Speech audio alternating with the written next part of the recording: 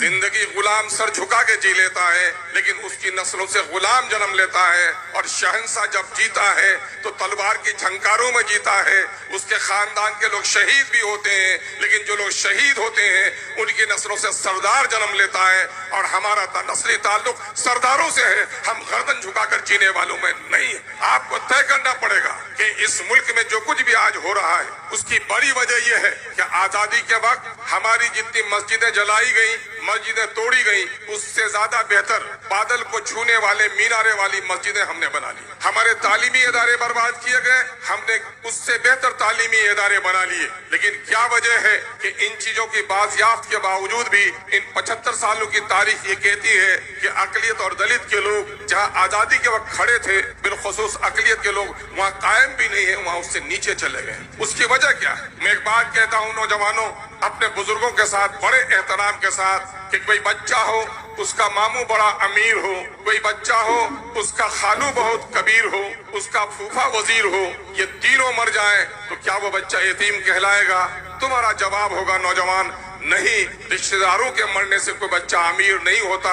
बाप गरीब हो, रिक्शा ठेला चलाता हो, लकवा के बिस्तर पे हो, जिस दिन बाप मर जाता है उस दिन बच्चा यतीम हो जाता है। यकीन जानो, जिस तरह से बाप के मरने से बच्चा यतीम होता है, कौमें भी अपनी क़यादत को खो देने के नतीजे में यतीम हो जाती है। अल्हम्दुलिल्लाह इस यतीमी के दौर से कौम निकल चुकी है। अब हम अपनी क़यादत से महरूम नहीं है, बल्कि कल तक हमें सबके लीडर का नाम मालूम था, अपने लीडर का मालूम नाम नहीं था। लेकिन अल्हम्दुलिल्लाह अब दूसरों के लीडर की बात भी जबान पे नहीं आती है। अगर अपना कोई लीडर है तो जनाब बैरिस्टर असदुद्दीन अवैसी है, जिस पर पूरी मजलूम आबादी नजर उठाए देख रही है।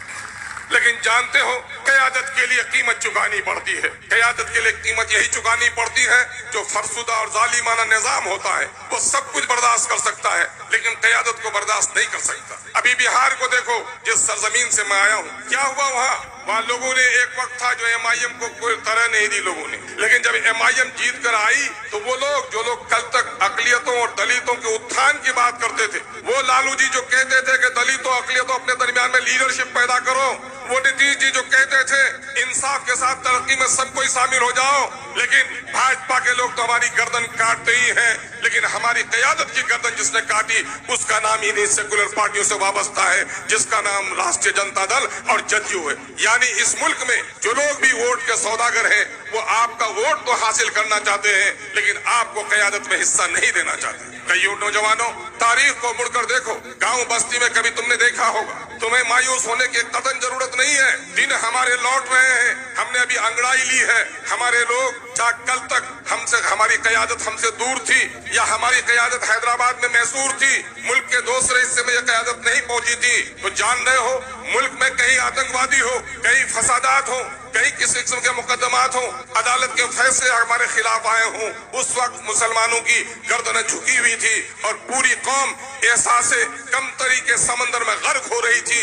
अगर एहसासे कमतरी के समंदर में गर्क होने से किसी ने हमारी गर्दनों को ऊंचा होने का सिखाया और दलील की गुफ्तगू के साथ, मुदल्लल बाज के साथ, चाहे पार्लियामेंट हो, टीवी में जब हमारी वकालत की और मुल्क के आईन की वजाहत की, तो मुसलमान नौजवानों की गर्दनें जो झुकी हुई थी, उन गर्दनों को ऊंचा होने का काम अगर किसी ने किया है तो उसका नाम बैरिस्टर असदुद्दीन अवैसी।